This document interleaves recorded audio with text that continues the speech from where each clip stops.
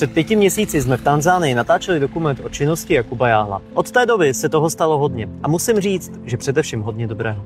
Krátce po zveřejnění našeho dokumentu se vydala do Tanzánie novinářka a aktivistka z Kazachstánu, která sama prověřila výpovědi svědků, s kterými jsme mluvili my. Ale šla ještě dál. Začala se hlouběji zabývat případem nezletilé dívky, která popsala, že ji Jakub Jáhl znásilnil a pořezal nožem. Dívka, o které mluvíme, říkejme jí Violet, ukázala novinářce dům, který si Jakub Jáhl pronajímal a ve kterém popsala, že se celý incident stal. Ukázala jí také své jizvy po napadení nožem a zavedla ji k ženě, ke které té noci utekla. O incidentu promluvil také další svědek, Modest, který byl v tomtéž domě té noci přítomen. Investigace kazašské novinářky je jistě velmi důležitá.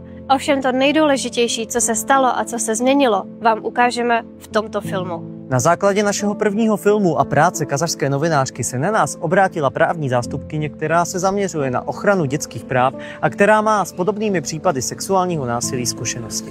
A právě proto se rozhodla za Violet postavit. Ale nepostavila se jen za ní, postavila se za všechny děti, které se kdy staly oběťmi podobného násilí. A právě proto se teď nacházíme v Tanzánii, abychom zjistili, jak to vypadá s trestním oznámení a v jakém stádiu je vyšetřování.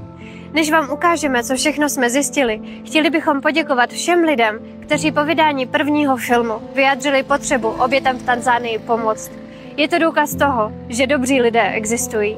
A ano, jsou tu takoví, jako je Jakub Jáhl, jeho ochránci a fanatičtí bojovníci proti sektám. Naštěstí je ale stále více těch, kteří mají zdravý rozum a lidská bolest jim není lhostejná. A díky tomu, že se lidé o příběhu Violet dozvěděli, tak se začíná její život měnit. Po letech strávených na ulici má konečně šanci začít psát novou kapitolu svého života. Má nový domov, začala si plnit svůj sen a vyučuje se kadeřnicí a především má naději a jiskru v očích. Víte, co je na celé situaci nejvíce absurdní? Zatímco v Tanzánii právnička za práva dětí bojuje, v České republice novináři posedlí antisektářskou ideologií jejich práva zcela ignorují. Místo toho, aby vyslechli svědky, začali tvrdit, že Jakub Jáhl je nevinnou obětí očerňovací kampaně. A právě proto je tak důležité, co vám v tomto videu ukážeme. Nejprve se přesuneme přímo do kanceláře právní zástupkyně Violet, která nám ve svém rozhovoru popsala, jak se celý případ vyvíjí. In some of my initiatives to look after children, I came across a story about and the fact that she had been abused at the age of 13 by Jacob Jaye. I took it upon myself to look for her. I spoke to her. I spoke to the people around her, the people that came to her rescue when the incident occurred. So I planned to help her, which I'm already doing, to get to the police station so that she could make a statement and so that she could initiate an investigation against Jacob. As the impact of what happened to Violet, after everything that happened, she was in a very worse situation because even she didn't return back to the person who was taking care for her. She was like Mrs. Tristedy. She didn't have any courage again, and she left it from school because everything went wrong because of Jacob what did to her, and so she didn't go back there, and she decided to go to the street. I have already gone to the police station. I have already spoken to 3 police officers of the gender desk because sexual offenses, especially involving children, they are reported first to the gender desk. So I had to prepare them that I would be coming with a victim of Jacob. And I also spoke to one immigration officer about the details of Jacob. And they said they have information. So they asked me to write a formal letter requesting for information, and they would give me an official statement. We'll be going to the police station, we'll be going to the hospital for medical examination, and we'll eventually be going to court to seek justice. And other kids probably who have been abused by Jacob. Yes, but as far as is concerned, she said she has been raped. She has also been known against the order of nature. So there are 2 offenses, sexual offenses involved. Did she describe to you any details? Yes, she did describe so many details, much of which I cannot disclose on camera because I owe her a duty of confidentiality as her attorney. I can't disclose much, but she was able to even show me the scars and bruises that during the incident and after. She was also assaulted. She incurred some wounds, so I could see those with my own eyes. This is the step that is going on, but also, as I told you, now she's happy, and she was very happy to get this assistance. Now she's having like a new chapter of his life and another hope, because she's having a place that he can stay and going again to get other skills like hairdresser. And she was happy, like, this is a dream now. I'm going to be, maybe in the future, I'm going to have my own salon and just proceeding with my life. She never sleep in the street anymore. So I'm happy that she find a place to call home. And also we are going to the court. So her right will be, she will get her right, of course. So I'm super happy. Also, I just became a daddy 2 months ago. And thank you for all people who support, because also I have a daughter, so I have to stand for the children's rights. So I will stand for it, and thank you for everyone who involved with this. In fact, I was discussing the matter with a good friend of mine, a lawyer friend. Her name is Judith. She said, we were both thinking, and she said, what you guys are doing is great. But for instance, just taking or collecting all the victims and finding them, let's say, giving them a voice, let's say, helping them meet a lawyer. We think that it should not end there, because most of these children have no guardians, they have no parents.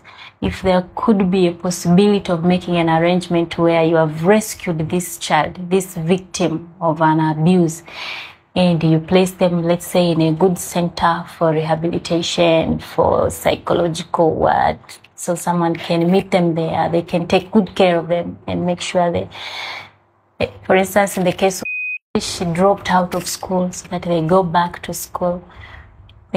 I hope that this is a continuous process, does not just end here.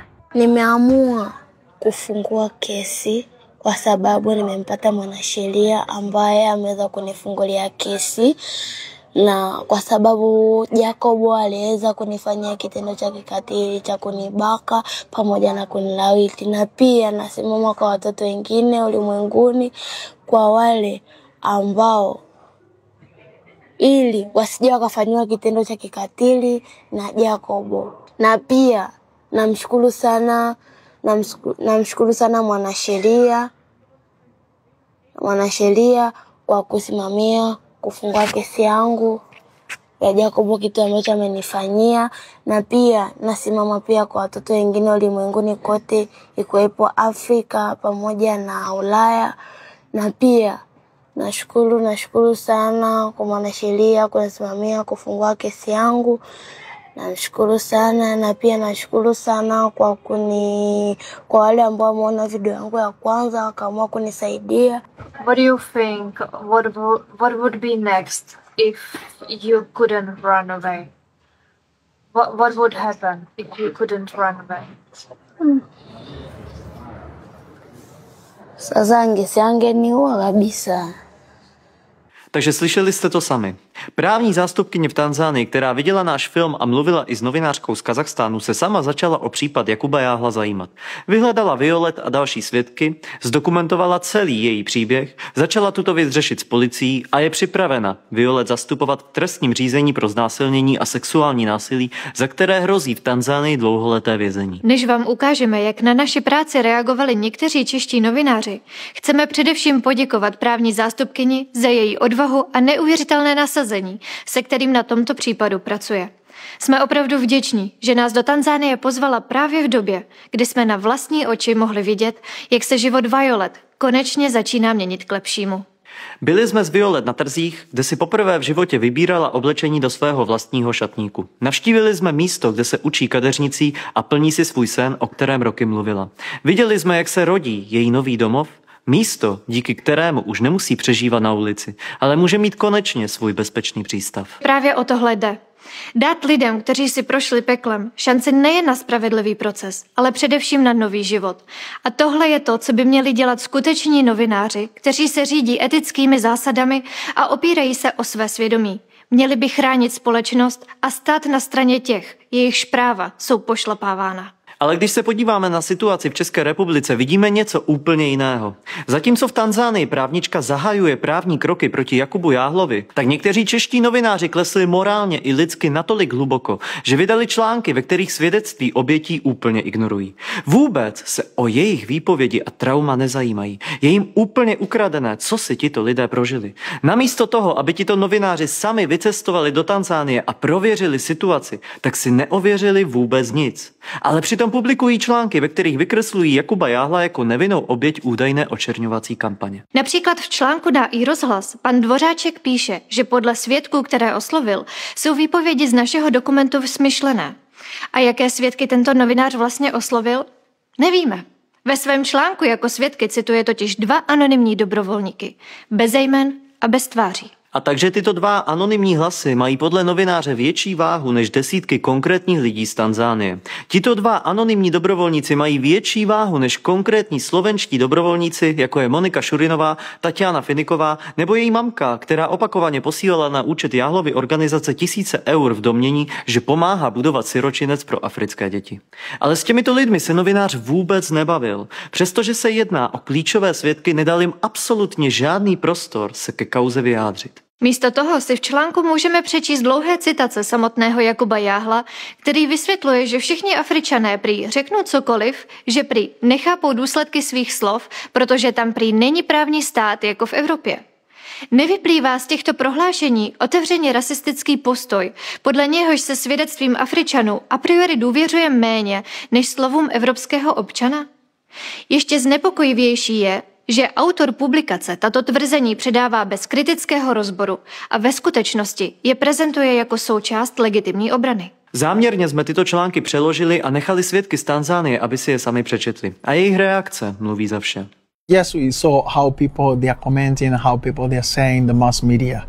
Because so after being posted there, some of them that are lying, some of them are saying that Margaret and David are distracting Jacobo's life, which is not really. They are speaking the truth. They came to reveal the truth from Africa and what happened by that time. We are speaking something which is very serious.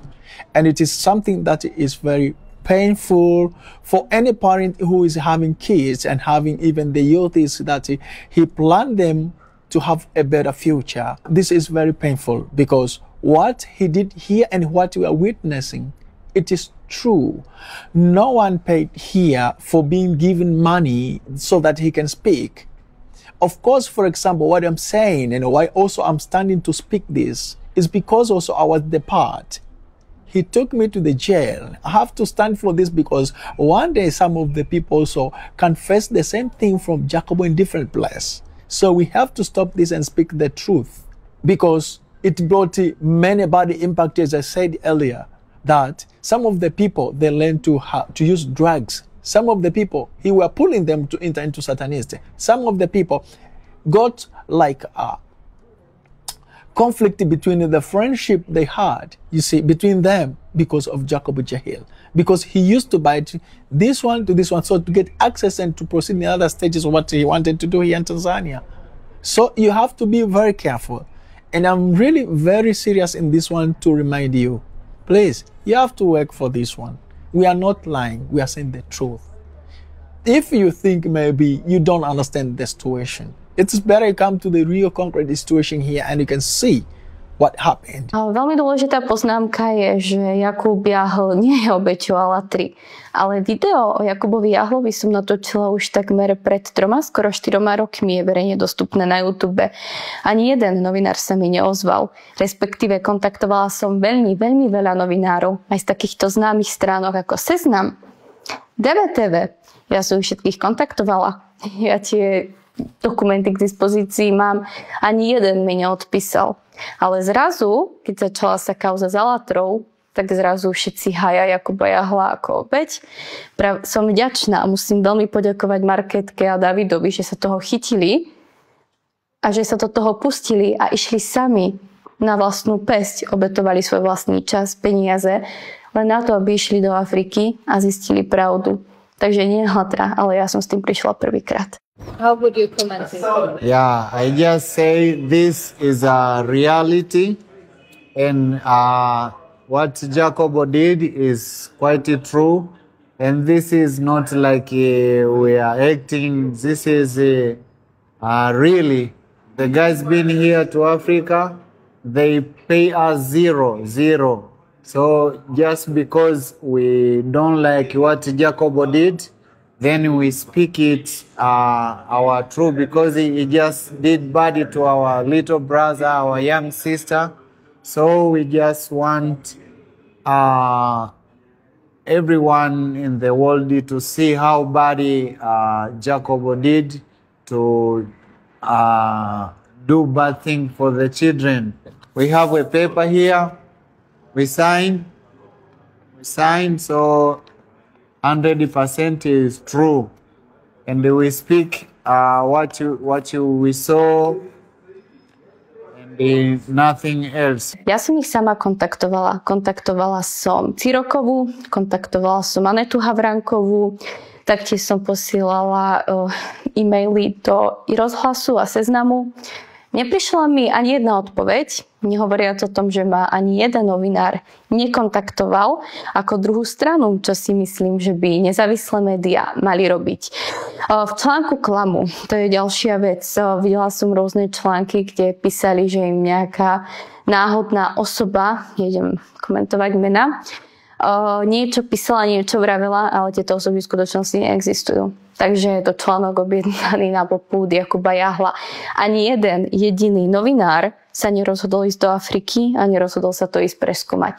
Prečo? Jakub Jahl mi už 4 roky dozadu, keď som bola s ním v Afrike, podotýkam, som reálna, nie som AI a v Afrike sme spolu strávili pol roka. Tak už vtedy mi Jakub Jahl hovoril, že je s Cirokovou kamarát a že spolupracujú na nejakých projektoch. A je mi úprimne veľmi ľúto, že keď je nejaká obeť, ktorá sa rozhodne prehovoriť na kameru a rozpodať celý svoj príbeh, tak ju podporovatelia Jahla zhodia a všetko točia proti tej obeti. A potom, ako tu chránime obete? In law, we have a principle that in sexual offenses, the best evidence comes from the victims.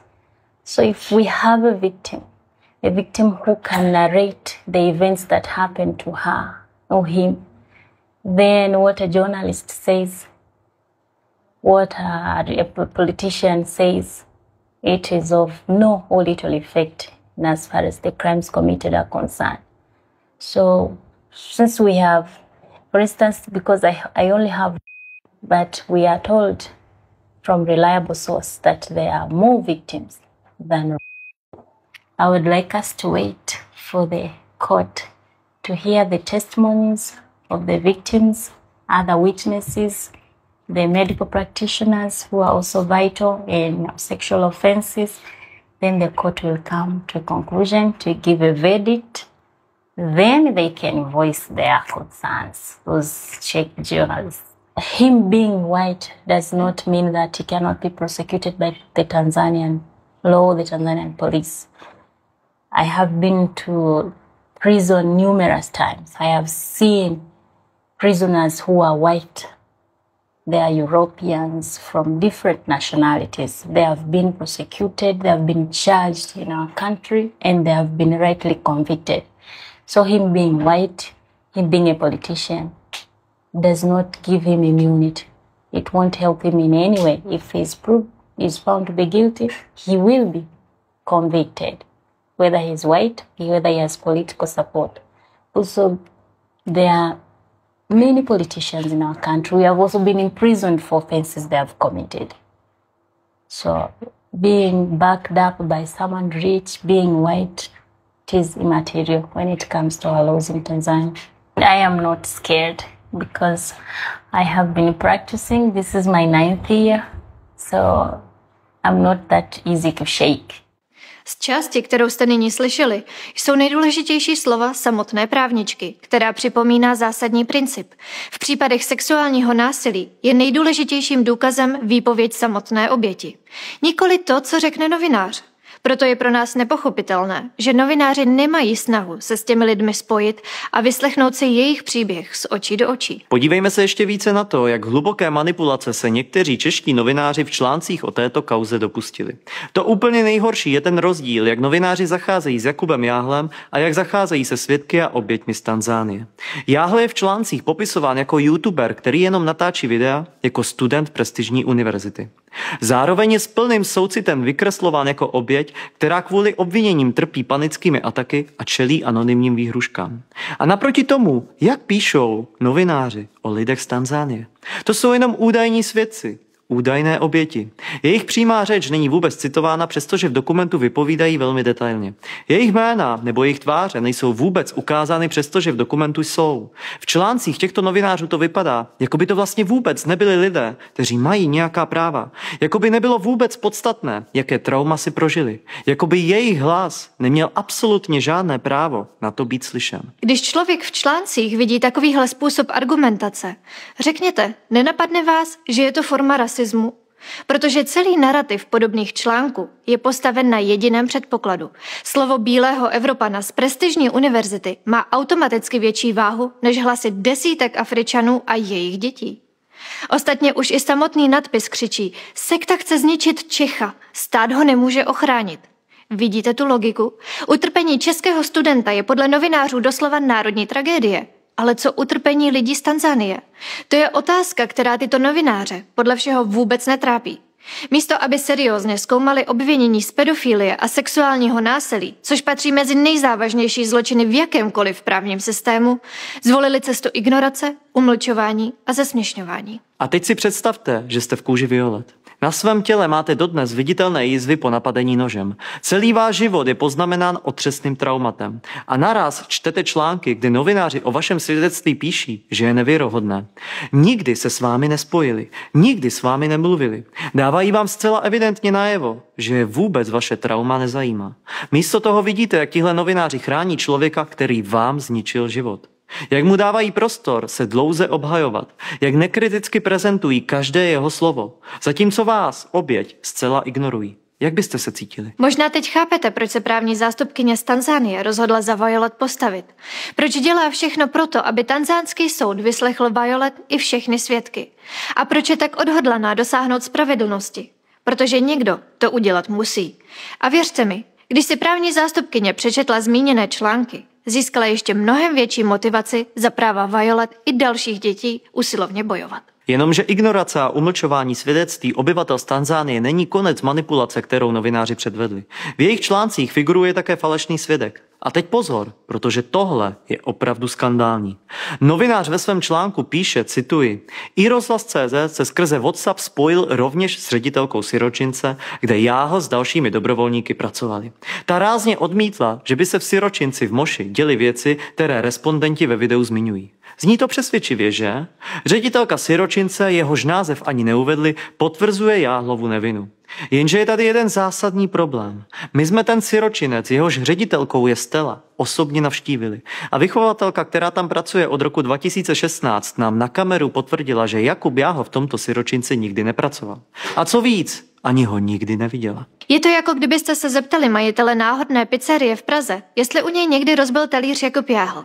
Samozřejmě, že ne, protože tam ani nikdy nebyl.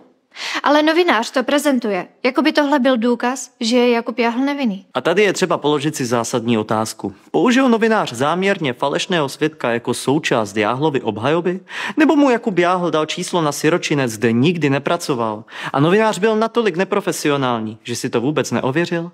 Odpověď nevíme, ale v obou případech je výsledek stejný. Čtenář je uveden v omyl. Budeme teďka volat Stelle ze siročince Kilimanjaro, kam napsal novinář z iRozhlasu a tato Stella odpověděla, že rozhodně k žádnému zneužívání v jejím siročinci nedocházelo. Což je něco, co je naprosto logické, protože Jakub Jáhl v jejím siročinci netrávil čas. A veškerá svědectví, která byla součástí filmu a o kterém svědci zde mluvili, se týkaly buď Centra Nature and Skills, anebo se týkaly domu v Rau. Pokud novinář z iRozhlasu dostal kontakt od Jakuba Jáhla, tak to byl záměrně falešný kontakt, aby skryl stopu. A my se teďka stále pokusíme dovolat a zeptat se jí, jak často Jakub Jáhl chodil do jejího siročince a kolik času tam trávil. A myslím si, že odpověď uslyšíte sami.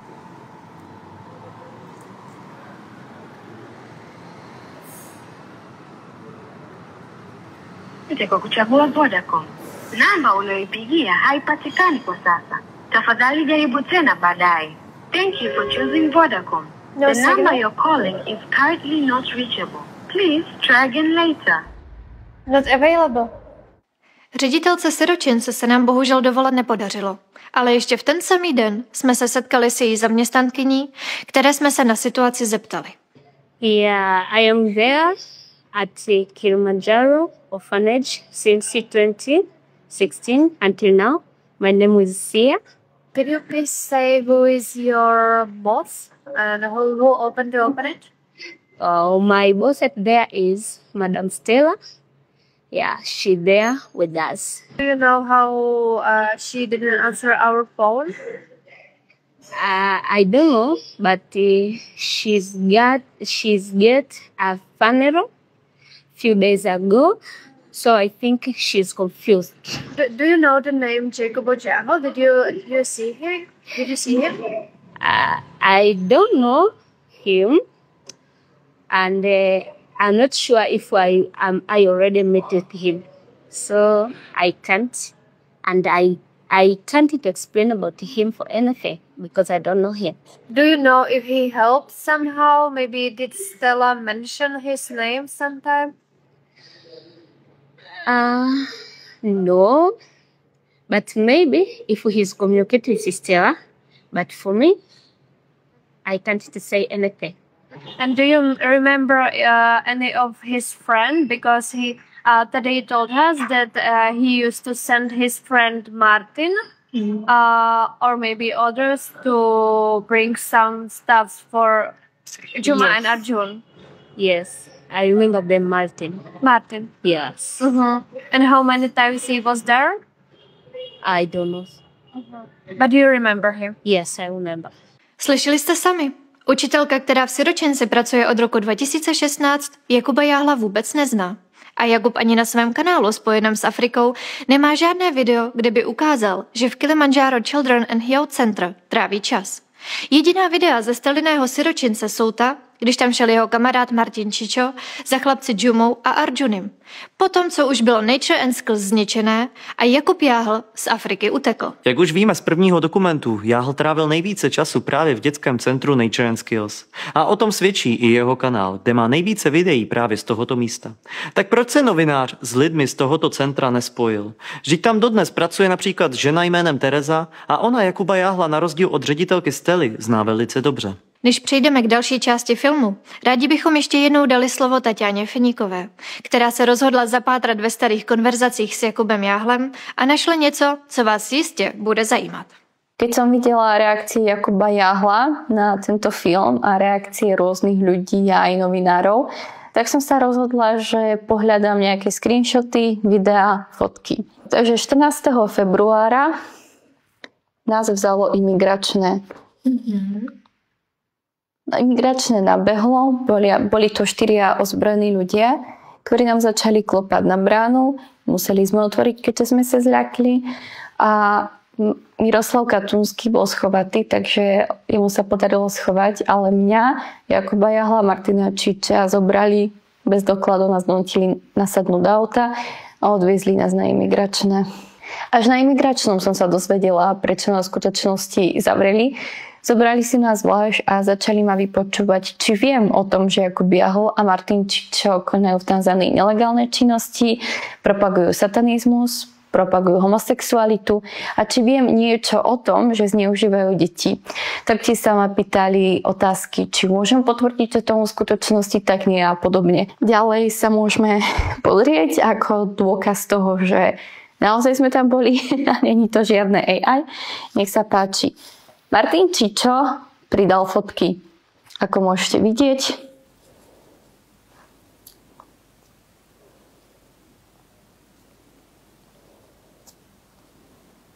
toto je tá miestnosť. Počas doby, ako sme boli na ambasáde, sa nám Lenka Šolcová snažila pomôcť a písala na ambasádu. Takže toto je mail. A tu je aj vlastne vidieť, čo je ambasáda odpovedala. Takže zrejme s Jakubom Jahlom už mala svoje skúsenosti. A teraz sa pozrieme na reakciu Jakuba. Nepíšte ambasáde, urobí nám viacej problémov. Ako som už spomínala v predošlom dokumente, keď sme sa dostali z migračného, pomohol nám senátor vo veľkej miere, tak už vtedy vravel Jakubovi Jahlovi, že chce mňa. A Jakub Jahl vedel veľmi dobre, že to nie sú srandičky, ale srandoval s ním, že dobre. Nakoniec pán senátor došiel s 3 ozbrojenými mužmi, že mám 5 minút na zbalenie.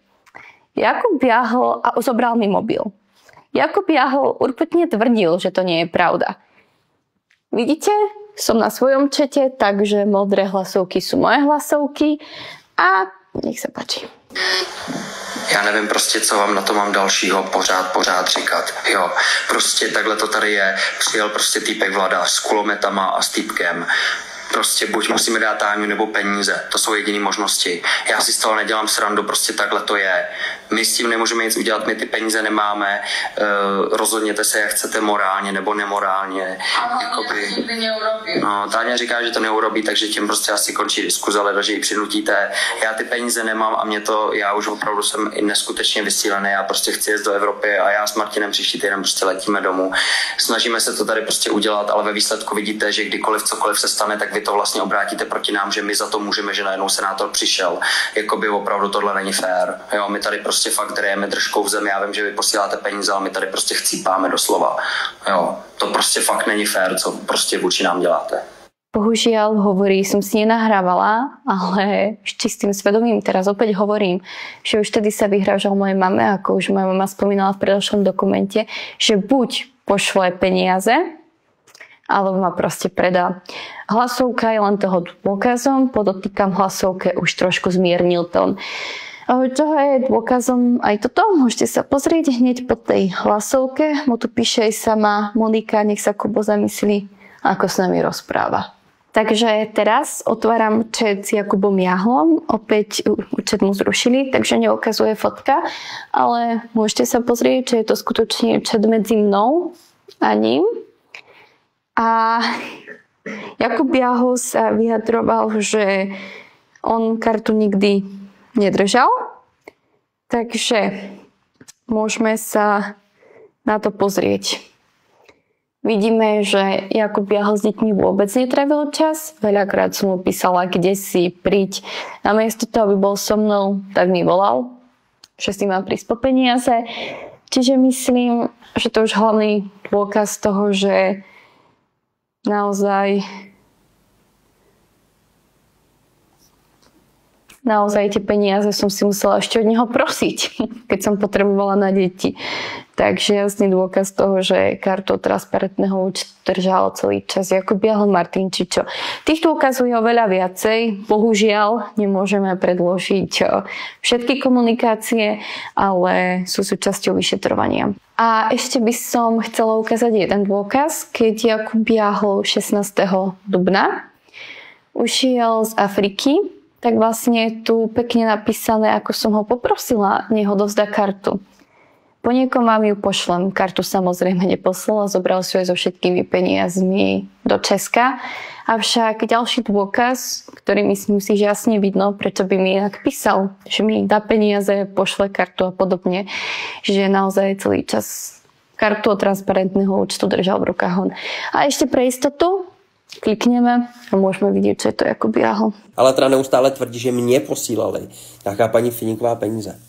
nenajdete. V životě nenajdete, že by mě paní Finiková někdy poslala nějaký peníze nebo něco takového. To jsou prostě úplný bizáry. Mě to fakt hrozně jako, ale prostě víte co, prostě když ty lidi o tom nic neví, tak prostě oni si můžou říkat, co chtějí. A vybral si peníze na Afriku, vyúčtování si udělal. Milá Mary, můžeš mi ukázat, kde si vzala informace, že já jsem měl jakýkoliv přístup k jakýmukoliv finančnímu účtu.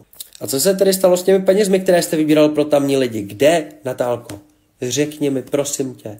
Řekni mi, prosím tě, kde mi kdo poslal. Pomůže nám, i když pošlete 100. Samozřejmě 500 je suprová, a litr je úplně nejlepší. Jo. Pokud jste třeba poslanci nebo nějaký bohatý lidi, tak samozřejmě můžete poslat víc, to byste byli hodně vděční. Ale i když přispějete třeba 100 nebo 2, což někteří přispívají, tak takhle, kdyby každý přispěl, tak jako... Na euro taky, 5 eur je super. Přesně, ale samozřejmě 50 je lepší.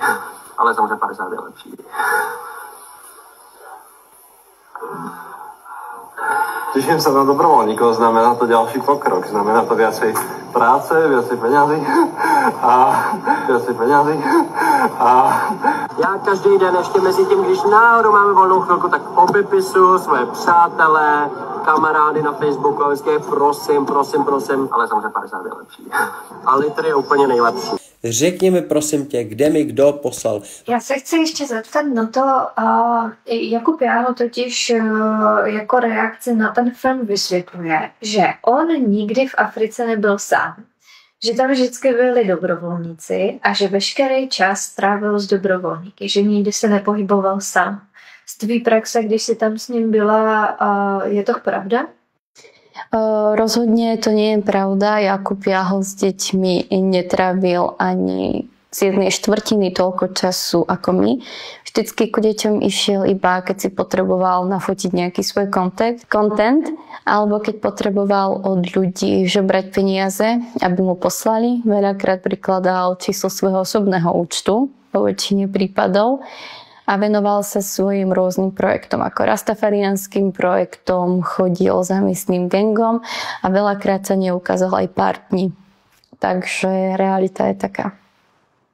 A Jakub Jáhla tam po väčšine prípadov bol s dobrovoľníkmi, ale aj miestni vedia sa mi potvrdiť, že boli časy, keď tam bol v Afrike sám. Hlavne na začiatku, keď tam prišiel poprvýkrát, tak tam bol sám. Což Jakub Jáhla ale sám aj potvrdzuje vo svojich videách, len to treba pokúkliť a naozaj naraziť na tie videá, keďže je ich veľa. Mm-hmm. Ale tedy i když tam byl s váma, s tebou tam bylo i víc dobrovolníků, Čechů, Slováků a vy jste byli s těmi dobrovolníky furt spolu, ale Jakub Jáhla s váma nebyl? Nebo to do... Jakub Jáhla bol s nami veľmi málo, väčšinou sa zdekoval a odišiel na celý deň niekedy na 2-3 dní odišiel. Takže naozaj bol s nami veľmi málo a dobrovoľníkov nechal sám.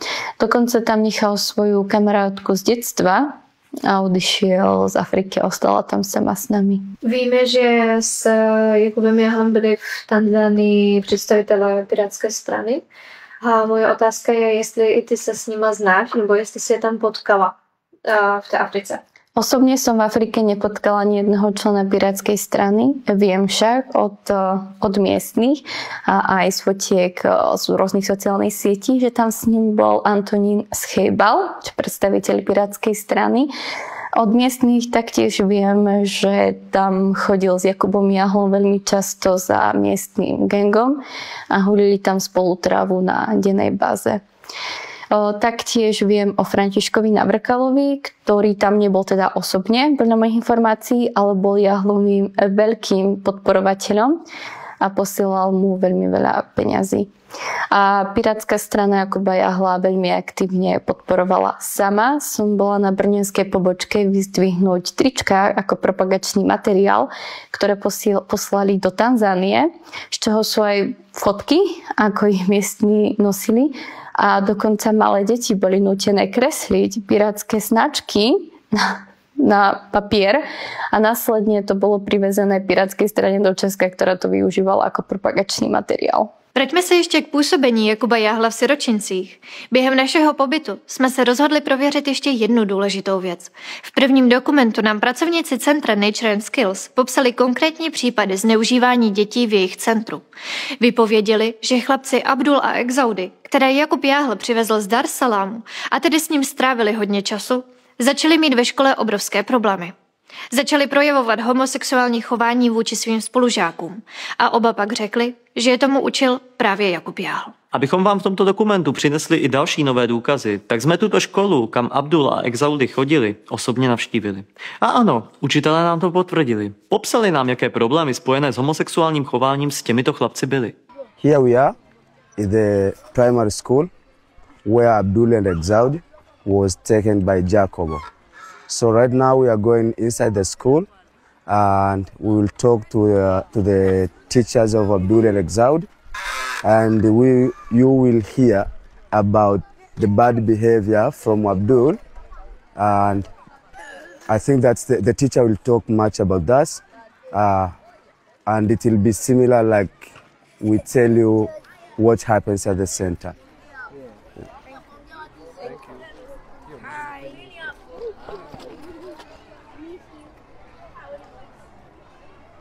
Yes, the teacher, they call us, because by that time, Jacobo, he was not around here in Tanzania.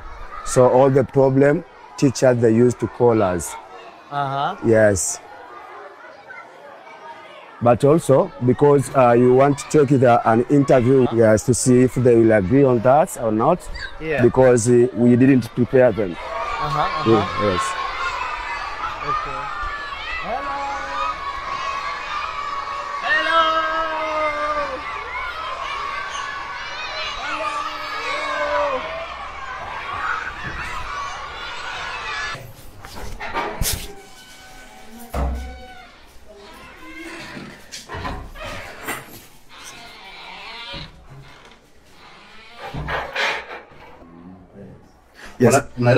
Yes, he remember Abdul and Exaudi.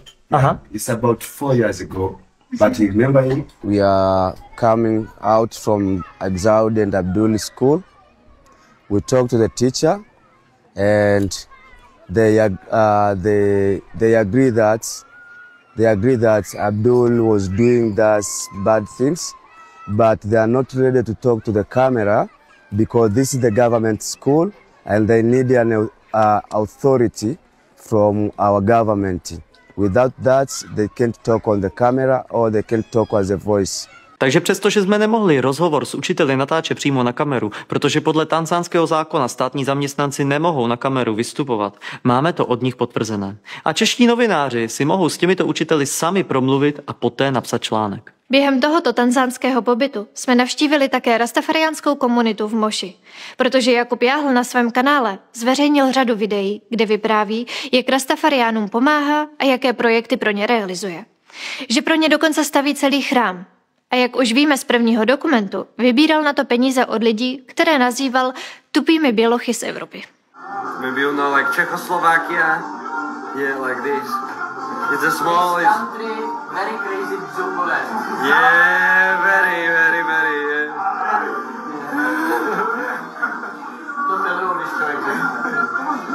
Very crazy, yeah, it is like this. So many stupid people. There are, yeah. Yeah. Yes. No. Yes, of course. Why? So many. Because they are fanatics. Yeah. They are like. But you know, Zungu people, a lot of information. They know a lot of information, you know. But stupid. Yeah. Přes internetový archiv jsme našli, že Jakub Jáhl na svém webu česko.afrika zveřejnil jmenovitý seznam věcí, které měl za vybrané peníze této komunitě pořídit. A aby to bylo ještě zajímavější, v roce 2024 o rastafariánství dokonce napsal bakalářskou práci s názvem Ganja ve víře a v praxi rastafariánů. Takže to vypadá, že mu rastafariánská kultura opravdu přirostla k srdci. The first time when Jacob came here as a tourist, looking for some gift, some souvenir to brought at home. So I met him and we had some conversation together, and he told me his idea, his opinion, things he want to do here.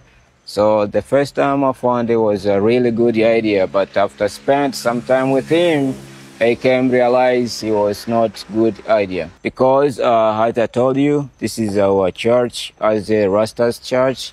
he was like pretending he is also a Rasta, but he's not a Rasta. So when he came here, he found this already project, and he promised the Rasta communities he will die or will support some stuff, but actually he didn't. He opened a project in Czech Republic, like a fund. He wrote an information on internet, how much money he gave there.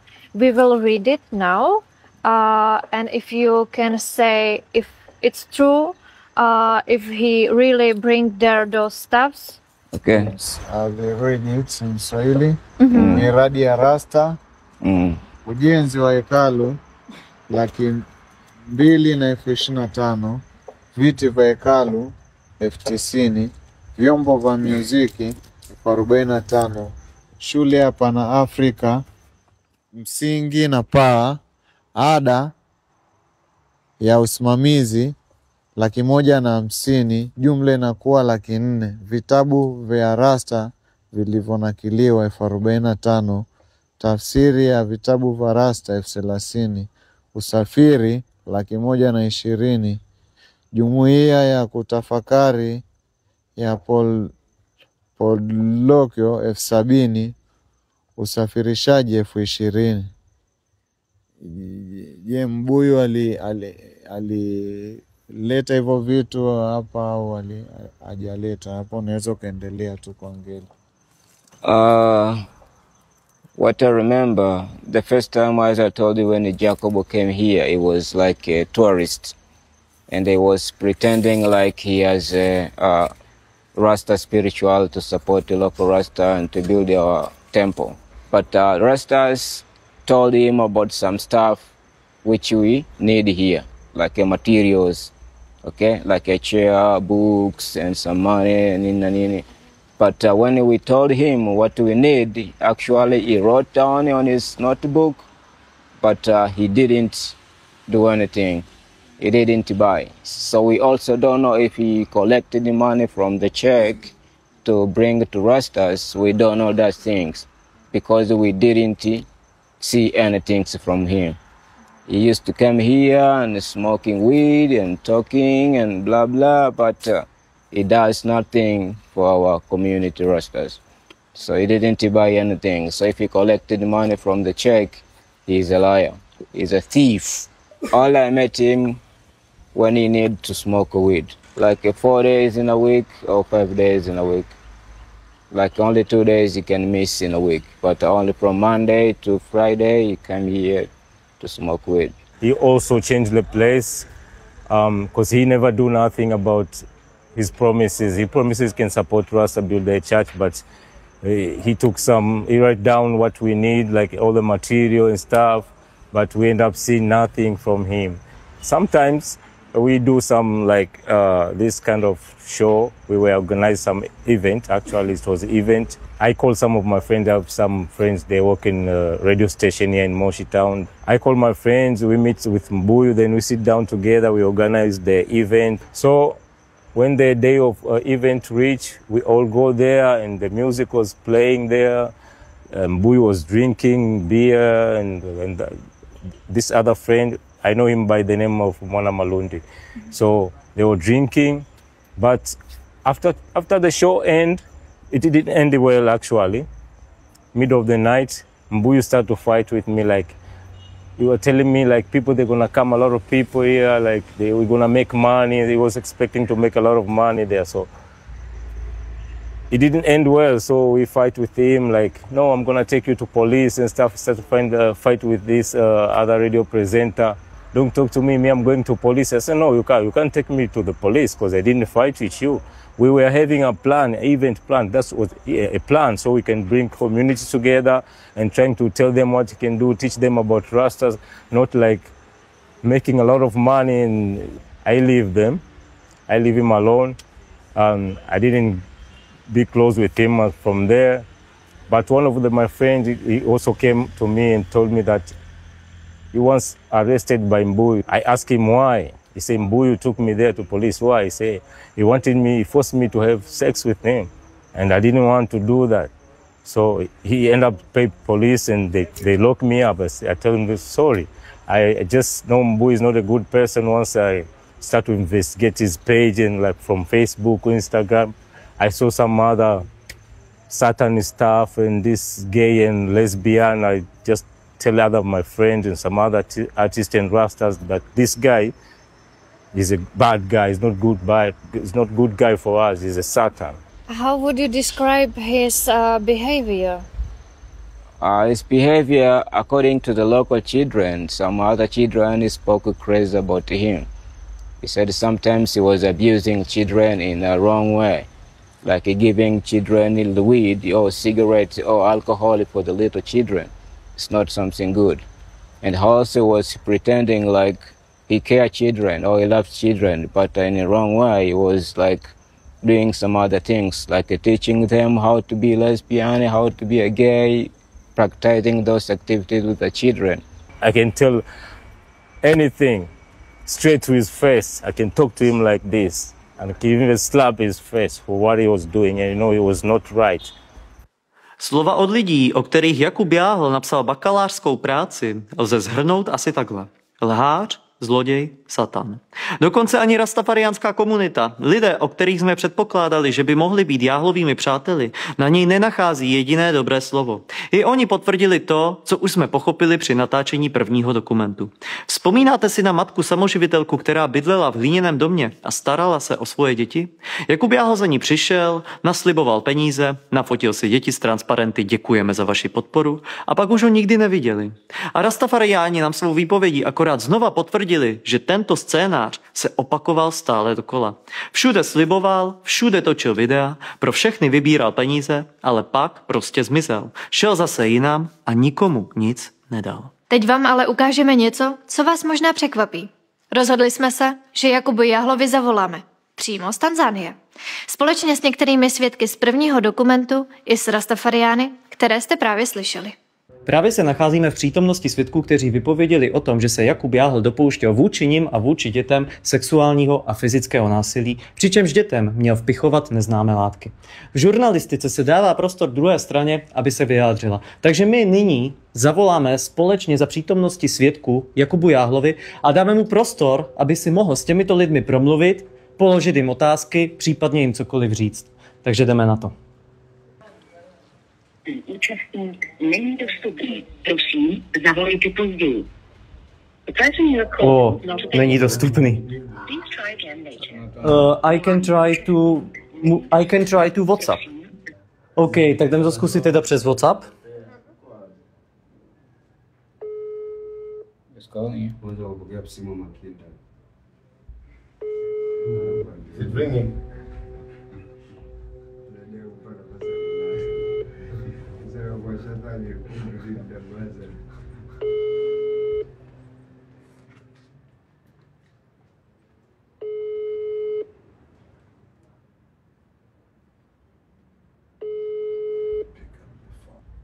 Your enemies, you think that she can pick up your phone?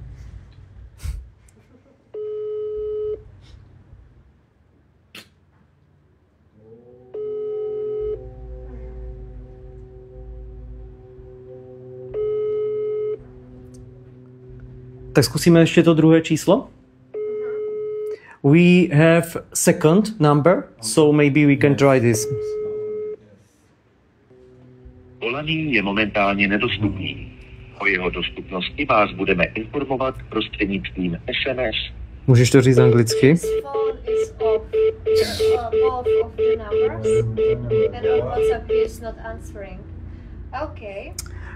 Můžu to zkusit ještě jednou, to první číslo.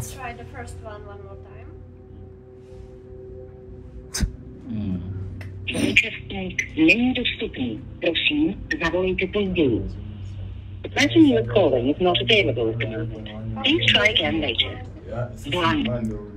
Takže přátelé, situace je bohužel taková, že jsme se tady sešli k tomu, abychom zavolali Jakubovi Jáhlovi a dali mu možnost se vyjádřit, ale bohužel nám to stále hlásí, že volaný účastník je nedostupný. Takže tento náš úkol a mise, kterou jsme si přidělili, se nám bohužel nepodařila tak, jak jsme chtěli, ale myslím si, že můžeme i přesto dát prostor lidem, kteří se tady sešli a chtěli si s Jakubem promluvit, aby měli možnost mu alespoň takhle na kameru říct, co chtějí říct. Můžeš to přeložit do angličtiny.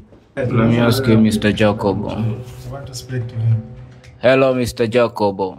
I know you know this face, and I know you remember where this face came from. Now I want to ask you, where is my motherfucker money? You remember you stole my money and my art painting from my studio. Hey, Jacob, this is Modest, and this is reality. It's not Hollywood, it's not AI. It's Modest is speaking. So, Jacobo, you know, you did a lot of bad things to our children here in Moshi. So I'm just standing right here in front of the camera, and I know you're gonna see this video. So I have few questions I want to ask you. You just abuse our children, and you run away, and you give us like many promise. You didn't do it. So we stand until these children and I, as a victim, we can get our right. So Jacobo, wherever you are and wherever you hear this voice, I want to tell you the thing you've been did to me or to us is not good. So you're supposed to pay back for this. Maybe you can go to jail, or maybe you should do equal right and justice to all these children. Everyone is here. These are all witnesses you met with them. All of them, you left the pain in their life. Some of them, you just tricked them and go with money. And some of them, you just lied to them. And some other, a small kid, you taught them that bad behavior, like doing sex, like being a gay, which is not good. And it has been affected the society too much. So you left a bad impact in your society. You can see everyone here is not happy with you. So we are here speaking very painful to you. Brother, you have to pay it. And we will really do currently here, working hard for this so that you'll be returned back here and pay for it. Or otherwise, you'll be responsible wherever you are in illegal by using the legal, the laws according to your country or our country. Believe it, we are very affected and we are very concentrated in this one, and we are very serious in this one. You have to pay back what you did to our society. There are some people also want to talk to you. You have this guy also is complaining for you here. Yeah, my only question is that why did you come all over and try to pretend to people, to the Rasta people, Rasta family? You did such a bad thing to us, and that is hurting us. It's hurting us very badly. And we can tell you that God is going to punish you.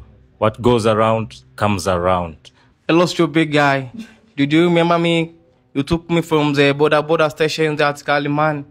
So you did a lot of things, a lot of problems in our societies, like sexual abuse, like physical abuse, and in our society they saw us we are liar, because you treat the kid like a dogs. You will pay it, Jacob. Hello, it's me, Moses. I hope Jacob will know me. We worked together for a long time, and you know what you did. You lie us many time. You promised us you give us opportunity, but nothing you give us. Yeah, and now you say you don't know us. I hope we'll pay for this, brother, because you know me very well. I know you much. Yeah, for what you did for our kids. I remember that's one day I told you one thing, that you can fool people sometimes, but you can't fool all people all the time. And this is your time. You think that we are stupid? No, we are clever enough. But we was respecting you as a Muzungu. We know that African we are poor. But these things you have done to our country will be back. We hate you, and we don't want to see you in our country again. We don't waiting for you to help us. We can help by ourselves. Don't care about us. Don't think about us. Go to hell, you fucking guy. Takže jste to slyšeli. Jeden po druhém. Modest, Bob, Stanley, Moses, Rama, Rastafariáni. Všichni s jasným vzkazem. Zaplatíš za to, co jsi udělal. A jaká je reakce Jakuba Jáhla? Nezvedá ani telefon. O několik hodin později mi přišla zpráva. Proč mi voláš, Davide? Nemám zájem s tebou mluvit. Promluvíme si u soudu. Ale otázka zní, který soud má Jakub Jáhl na mysli? Ten, který se bude konat v Tanzánii kvůli zločinům, již se podle výpovědí svědků dopustil na malých dětech i dospělých, včetně sexuálního násilí na nezletělých? Nebo ten, kdy se mě Jakub Jáhl snaží umlčet tím, že na mě podal žalobu na ochranu osobnosti?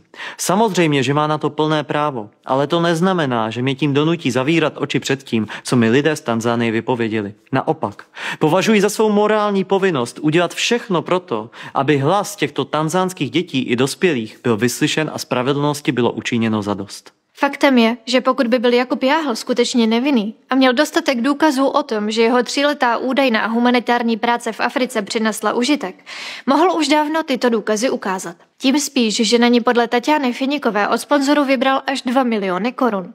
Jenže Jakub Jáhl pouze fanaticky křičí o sektách, spiknutí a o nenávistné kampani. Což je ve skutečnosti typická taktika pachatele. Když je postaven před své oběti, nehájí se tím, že čin neudělal. Hájí se útokem na toho, kdo jeho činy odhalil. Opakuje stále dokola. Jste sektáři, jste zaplacení, tohle je kampaň.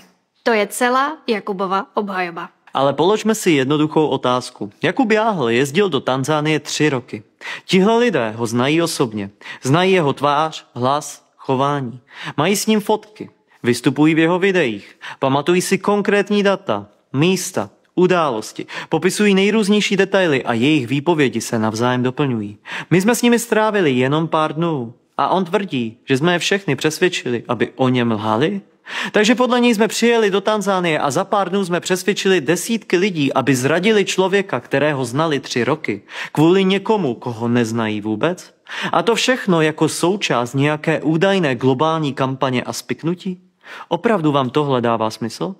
A když už jsme nyní slyšeli tohle všechno, vraťme se ještě naposled k tomu, jak o celé kauze informují čeští novináři. Už jsme si rozebrali manipulace v jejich článcích. Ale je tady ještě jeden zásadní rozměr. Jak to, že novináři zcela ignorují celkový profil osobnosti Jakuba Jáhla? Už jsme si řekli, že Jáhl je v článcích vykreslován jako oběť, která trpí. Čteme, že Jáhlovi někdo anonymně vyhrožuje, že má kvůli tomu psychické problémy a je ohrožena jeho rodina. Ale proč se novináři nezmiňují o tom, že přesně tyhle argumenty Jáhl používal už v jiné kauze? Konkrétně v kauze, kde falešně obvinoval politiky z ODS, o kterých také tvrdil, že tito politikové ohrožují jeho rodinu a vyhrožují mu. A jak to tehdy dopadlo? Prohrál u všech soudů. Proč se ani o této kauze novináři vůbec nezmiňují? Je to přece veřejně dostupná informace.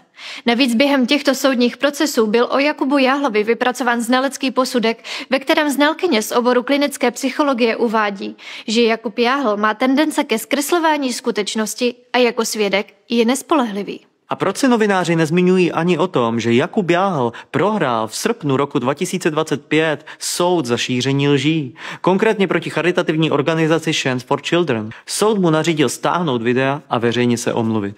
A takhle můžeme pokračovat dál a dál. Tohle nejsou izolované případy. Je to konzistentní vzorec chování. Jakub Jáhl má za sebou desetiletí kontroverzí. V roce 2011 pálil před plzeňskou synagogou izraelskou vlajku. Téhož roku zneuctil pomník americké armádě. V roce 2012 u soudu přiznal, že má na kontě kolem 20 přestupků a vystupoval ve zprávě ministerstva vnitra o extremismu v České republice. Později Jakub Jáhl založil satanovu komunitu, kde propagoval, že sex je božskou cestou a orgasmus je ochutnávka věčnosti.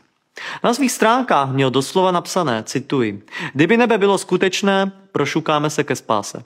A teď si připomeňme, že v africké škole, kde Jakub Jáhl působil, maloval pak ty samé satanistické symboly, jako je například pentagram, který teď vidíte na fotce. A pokud maloval dětem na školách stejné symboly, znamená to, že chtěl děti učit i stejné ideologii, kterou měl na stránkách své satanovy komunity napsanou? A co bývalí členové z této komunity, jako je například Svatopluk Hýsek, kteří ho popisují jako paranoika, který zakazoval lidem mezi sebou komunikovat a obvinoval je z rozvracení komunity, když zpochybňovali jeho praktiky? Pak tu máme další kauzu. Plzeňská jazyková škola Perfect World, se kterou se Jáhl dostal do konfliktu. I tato škola popisuje Jakuba Jáhla jako zkrachovalého vysokoškolského studenta, který již mnoha lidem v minulosti způsobil problémy pomocí křivých pomluv, překrucování faktů a pošpiňování dobrých jmen druhých lidí. A připomeňme si svědectví Tatiany Finikové nebo Moniky Šurinové. Povedal dosť veľa o svojom živote, ako aj to, kde sa sám priznal, že naozaj má diagnostikovanú bipolárnu poruchu, s ktorou sa nelieči. Myslím, že doteraz sa s ňou nelieči, inak by tie veci boli inak, aj to jeho správanie. Takže on si aj veľakrát niečo povedal a na druhý deň si to nepamätal. Takže proste rozdvojená osobnosť. Naozaj to rozdvojená osobnosť. Toto je chorý človek. On jednoducho len vo svoj prospech pozerá a každému dokáže ublížiť. Akýmkoľvek spôsobom on sa neštíti ničoho. Častokrát aj priznával, že on niekedy nevie, kto je v ňom. Reálne to takto mne opisoval. Pri takých jeho slabších chvíľkach, keď bol proste pod vplyvom niečoho hlavne, ale aj keď nebol. Ale on bol pod vplyvom každý deň, že to človek už aj nevedel rozoznať, kedy si dal dávku a kedy si ju nedal. Tak opisoval, že on niekedy ani nevie, ktorý človek je v ňom, tým, že má naozaj dve osobnosti, aj viac. Od toho, čo som tam ja bola, ubehlo 5 rokov a on ešte stále vyvádza a horšie veci, tak už neho už konečne niekto zastaví. Už sa niekto do toho poriadne obuje, lebo toto nie je normálne, že aby takto jeden človek dokázal toľko zla napáchať medzi ľuďmi, aj na sociálnych sieťach, aj všade. Očierňuje nadácie, ktoré sa snažia niečo vybudovať. Očierňuje ľudí, ktorí robia poriadnu robotu. A on sa len priživuje, živí sa sledovanosťou, ukája si svoje ego a ubližuje ľuďom, ktorí makajú. A toto nie je spravodlivé, aby to takto dopadlo. To sa musí jednoducho vyriešiť a niekto sa musí do toho obuť, aby ho už konečne zastavil v tomto páchaní zla. A podívejme se, jaké fotografie Jakub Jáhl ještě před pár lety publikoval na svých sociálních sítích. Nebo se podívejme na jeho knihu o Marilinu Mansonovi, kde mimo jiné detailně popisuje sadismus, sexuální ponižování a týrání žen, kterého se měl Manson údajně dopouštět. V těchto částech knihy se Jakub Jáhl s Mansonem sám asociuje, viz například tato citace z jeho knihy. Manson si pravděpodobně vyhledává přítelkyně, které se od něj nechají zneužívat. Nemá smysl to popírat. Otázkou tedy je jenom to, nakolik svobodně a dobrovolně ženy do takových vztahů vstupují a zda se Manson vůbec dopouští nějakého zločinu. Vlastně určitým způsobem rozumím Mansonově bolesti. A nebo tato citace. Manson nebyl necitlivé monstrum. Byl to naopak docela citlivý muž, který si byl vědom složitosti vztahů a toho, jak těžké je nalézt ideální partnerku. Připomeňme si znovu jeho problematický vztah k drogám, kterým se nikdy nijak netajil. Během svého pobytu v Tanzánii Jakub Jáhl sám ve svých videích tvrdil, že je každý den zhulený. A nejen to. Připomeňme si také africkou drogu ket, kterou měl podle svědků Jakub Jáhl každý den užívat. Je známo, že ket je nebezpečná substance zejména pro lidi s narušenou psychikou. Tato droga obsahuje kation a katin, stimulační látky podobné amfetaminům. Při pravidelném užívání může výrazně zvyšovat agresivitu, vyvolávat paranoju a psychotické stavy. A co je klíčové, podle studií z Etiopie nebo Jemenu, kde je tato droga velmi rozšířená, užívání ket výrazně zvyšuje sklony k páchání sexuálního násilí.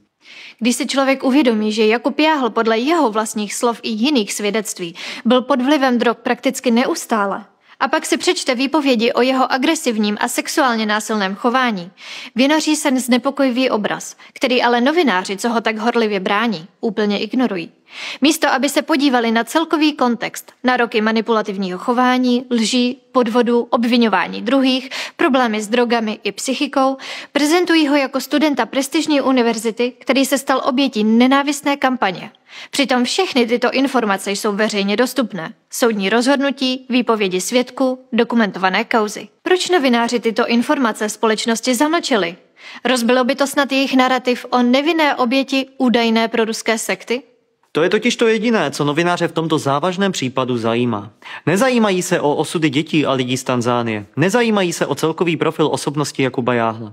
Jediné, co je zajímá, jsou spiklenecké teorie o údajné nebezpečné proruské sektě, která je přitom v samotném Rusku zakázána. Jak je to možné? Odpověď je jednoduchá.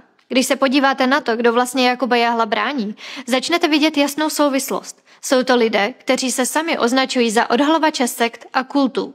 Používají stejnou retoriku, jednají koordinovaně. A celé to velmi připomíná antikultovní síť spojenou s Alexandrem Dvorkinem a jeho ruskou organizací Racirs. Zde bych chtěla poznamenat, že Alexandr Dvorkin, podobně jako Jakub Jáhl, je znám svými problémy s drogami i s psychikou. V případě Dvorkina to potvrzují jeho lékařské záznamy o duševních poruchách a jeho evidence na psychiatricko-neurologické ambulanci. Struktura, kterou Dvorkin před 30 lety začal budovat, je úzce napojena na ruskou pravoslavnou církev a podle mnoha indicí je kontrolována FSB. Po celá desetiletí je její činnost provázena organizovanými kampaněmi proti nevinným lidem na základě sfalšovaných důkazů vytvořených samotnými členy této sítě. A co je nejhorší? Tito experti na sekty a s nimi spjatí novináři celá desetiletí systematicky rozkládají základy demokracie, rozdělují společnost, vyvolávají represe a narušují svobodu myšlení, svobodu slova, svědomí a vyznání. Vše pod záminkou boje proti sektám. A dnes pozorujeme, jak jsou tyto ruské metody exportovány do Evropy i do celého světa. A vidíme, jak je používají v obhajobě Jakuba Jáhla. A zatímco představitelé této sítě Jakuba brání za záminkou odhalování nebezpečných sekt, skuteční nezávislí novináři, kteří nejsou na Racirs nějak napojení, mlčí, protože dobře chápou, co se děje a nechtějí do toho být vtaženi. Vždyť o tomto případu se nyní mluví na vysoké úrovni, v Kongresu USA. Právě tam byly předloženy důkazy potvrzující existenci koordinované sítě, která působí podle stejných schémat jako v případě Jakuba Jáhla a která se skrývá za hesly a argumenty o boji se sektami. Teď vám přineseme poslední velmi důležitou informaci. V poslední den našeho pobytu v Tanzánii jsme se setkali s právní zástupkyní Violet. To, co nám řekla o dalším vývoji celého případu, je důvod, proč jsme tento dokument natáčeli. Protože zatímco v Česku se píše o kampani, v Tanzánii, jak už jsme si v tomto dokumentu řekli, běží skutečný právní proces. Proces, který by měl vést ke spravedlnosti pro Violet a množství dalších obětí. So I would like to ask you if you can comment news in a case with Violet. Last Friday we went to the police station so that she could give her official statement. So we were assigned an investigator and we are supposed to go back today so she can complete the rest of her statement. Then after today, hopefully after today's statement, we'll be given the PF3 form to go to the hospital for medical examination. We heard that you decided to open fundraising also for other kids. If it's true, can you please comment it? Okay, I had the opportunity to view the two films. The previous one that was shot by you, by the two of you, and the other one by the other journalists. And in the two films, after I viewed the videos on YouTube, I noticed there are about 14 victims. So I believe that all of those victims, they need support. Sorry. So I believe that all those victims do need support. They need legal assistance so that they could get justice for what has been done to them. And since what has been done to them is so bad, most of them, I think, they have psychological issues. They need psychological help, counseling, so that they can be able to go back to society. They need reintegration back to society. And as much as I would like to help them all, I cannot do it by myself. I think I need support. I think I need to use, maybe to find some other lawyers who can help me, because we can do that. I've been doing a lot of cases pro bono. It's not news. Most of the people here in Kilimanjaro know that I take on cases pro bono. But 14 victims is too much, and most of them are children, and most of them live in rural areas. Even the transportation to go there requires funds. Even to visit the guardians, the people close to the children, most likely to collect together evidence, people who must have seen, who must have received these victims immediately after the act. And maybe to make sure they go to the police station to follow up how they make their statements for the medical examination, for them to go to court, to prepare their testimonies. All of that requires a lot of work, a lot of funds, so I need more manpower, so to speak. So if that could happen, I believe these children could get justice for what has been done to them. Na závěr tohoto dokumentu bychom vám rádi předali slova člověka, se kterým jsme měli tu čest se osobně setkat při naší zpáteční cestě z Tanzánie. Zastavili jsme se na jeden den v Římě, kde jsme strávili nezapomenutelný večer s pastorem Markem Burnsem, duchovním poradcem prezidenta Donalda Trumpa, duchovním diplomatem a člověkem, který aktivně hájí práva a svobody lidí a který spolu s prezidentkou Alatra Marinou Ovcinovou navštívil Vatikán na pracovní cestě. S panem Burnsem jsme diskutovali několik hodin o míru, o ochraně lidských práv, o právech dětí v Africe. Pan Burns nám potvrdil, že celou kauzu Jakuba Jáhla sleduje.